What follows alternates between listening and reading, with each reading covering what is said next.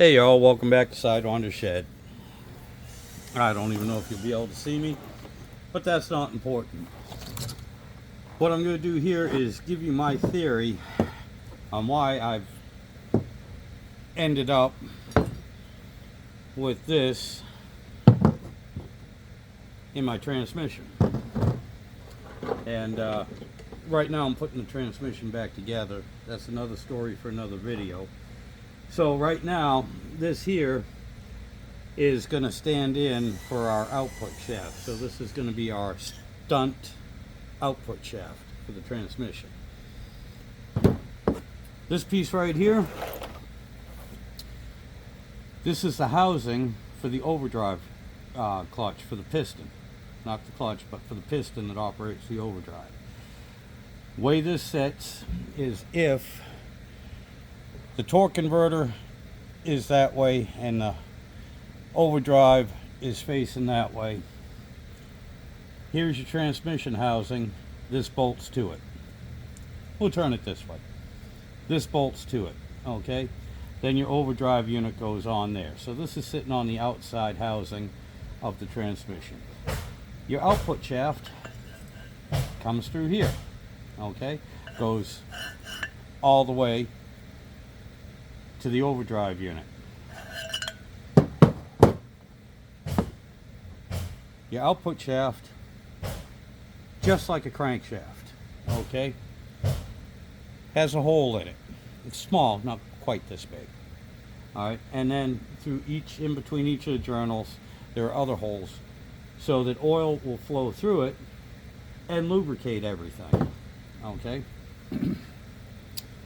There's no bushing inside of this. This is just a piece of aluminum, and the output shaft, you know, basically spins inside there.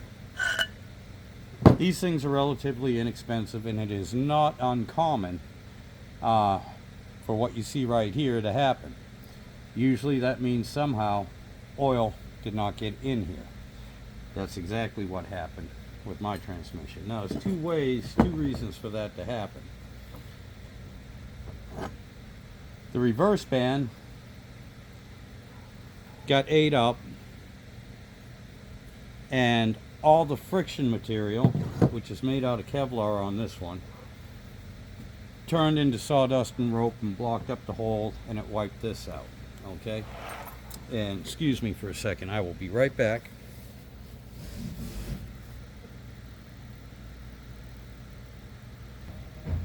Okay, I'm back. I'm sorry. I wanted to get a couple more things. This is my original reverse band. Now this was pretty well worn out. Obviously not quite as bad as that. And this is, I don't know what material this is. This is basically stock. This one was a little bit different design as far as the material went, and they said it was Kevlar. Fair enough. Everything else is exactly the same. Okay? So, as I was saying, this wearing out down that much, and considering that it was pretty thick, yeah, that would fill the transmission full of enough stringy sawdust material to block up the oil passage, to wipe out this piston housing, and you know, of course, if this is wearing out, yeah, it's going to eat this up. At what cost? Well, this little strut, I call it a wedge. This is the reverse strut. Okay. Now there's a holder inside the transmission. Okay, and then this goes on, and it goes on this way, long ways, and that's the way I put it in. And then your actuator, a little lever comes in, and it squeezes it together. Okay, this fell out. For the life of me, I can't find a reason why this strut, this wedge, whatever you want to call it, would fall out. Okay, there wasn't anything I could find. And I know I put it in right, and I know I adjusted it properly, with the drum, with the band on the drum. You tighten it up to 76, I believe. I will double check, but 76 inch-pounds. And then you back the adjusting bolt off on the 46 RH 2 turns. Okay, and again I'll have to check that because one is 2 7/8 of a turn, but I will anyway. It's not that much, and it's fine thread. Okay, so basically this thing here is still just pretty much tight. When you have it adjusted properly, it doesn't need a whole lot of movement. Okay, and so it doesn't give a whole lot of movement for this to fall out. So let me put my theory to the test here and tell you what I'm thinking. Somehow when I put this together, okay, and it's probably my fault, I did not ensure that the oil passage was clear. Okay, in other words, as soon as I put it together, there was no oil coming through here. What that caused to happen is I put the 500 miles on it. Okay, this started wallering out, so it started to wobble a little bit, started to move.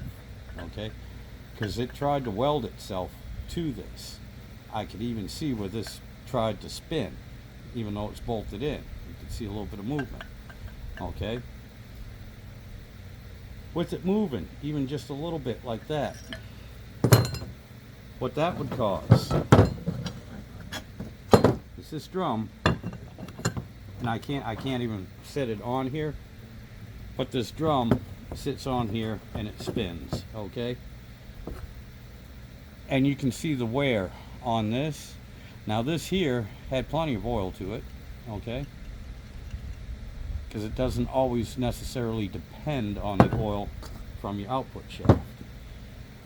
But what happened is, because the shaft is wobbling, it cocked this, so this started wobbling, and it wore itself, so it's moving like this.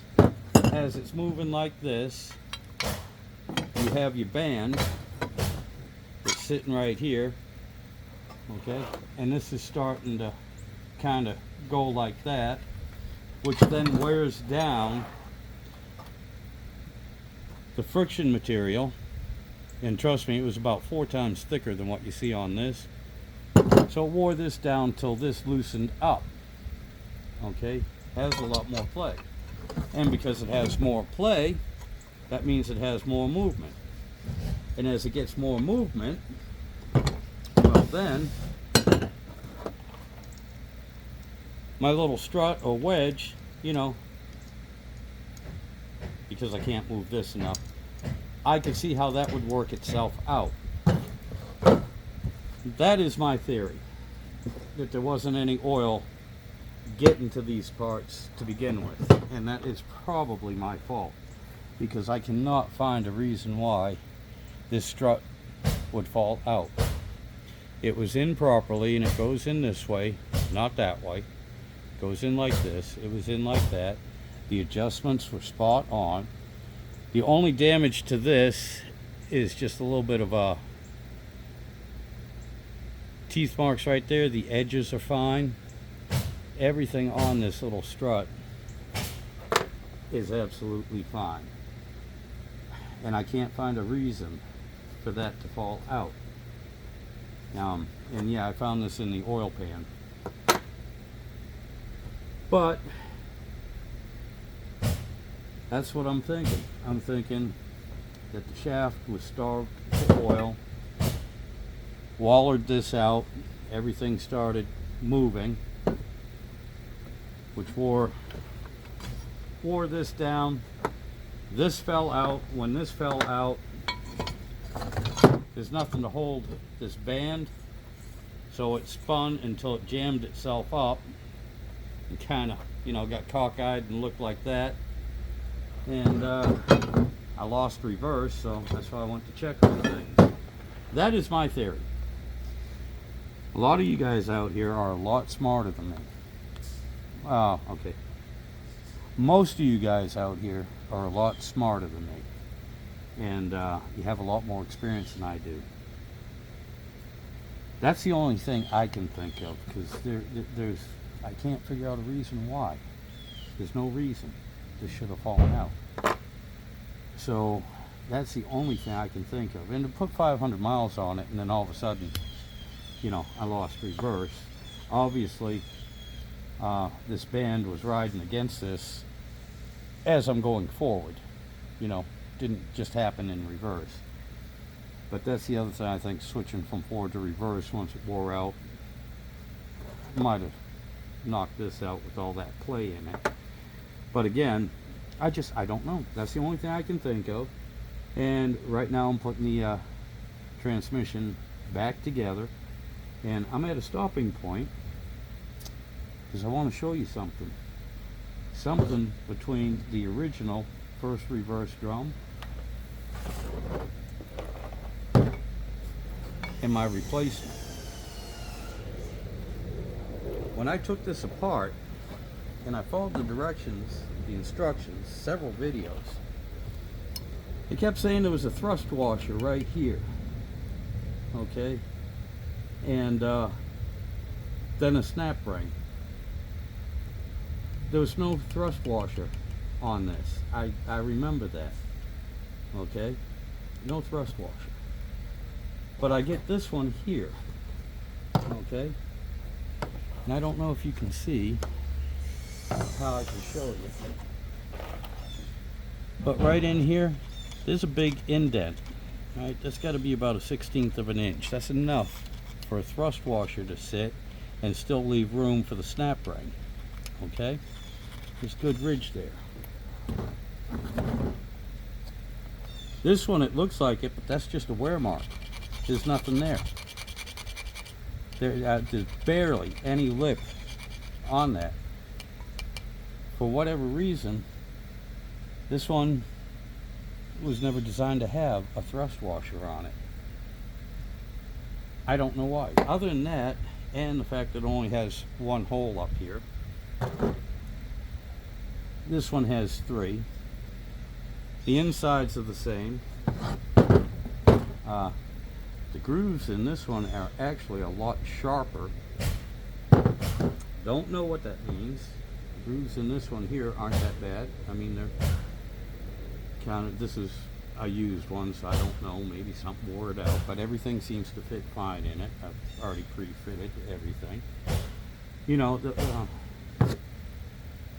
back is the same. You can see where this one was eating away on this because it was wobbling. Okay, you can see all of that in here, and you can see where it heated up. Again, when I actually looked up these parts, they didn't even show this style. They showed a style that has at least a 1/4 inch lip that hangs, that comes over the side. Okay, I was fortunate enough to find one. And the other good thing is this here was only $50. The new ones are over 100, I think, or maybe this is 25. I can't remember now. But anyway, gentlemen, that's my dilemma, and that's where I'm at and what I'm doing. I'm waiting on a thrust washer right now. Friggin' $4 part and $20 to ship it to me. But anyway, that's my theory about what happened. Again, like I said, a lot of you are smart. All of you are just about as smarter than I am. Most of you have more experience. Again, all of you have more experience than I do. Leave in the comments. What do you think? Does that sound feasible? Is there anything else I should look for while I'm still waiting on friggin' parts? Again, this never had a thrust washer in it. 270,000 miles as far as I know. You know, I'm starting to think maybe somebody's been into this transmission before. It's 32 years old. I don't know. But there doesn't seem to be any room for a thrust washer either. That's not deep enough. I'd never get the snap ring on it. Alright, I'm done babbling. Y'all have yourselves a good day. Have a good weekend. And join me next time for the continuing saga of Sidewinder versus the A518 46RH automatic transmission, made by Mopar. Have a good weekend, guys.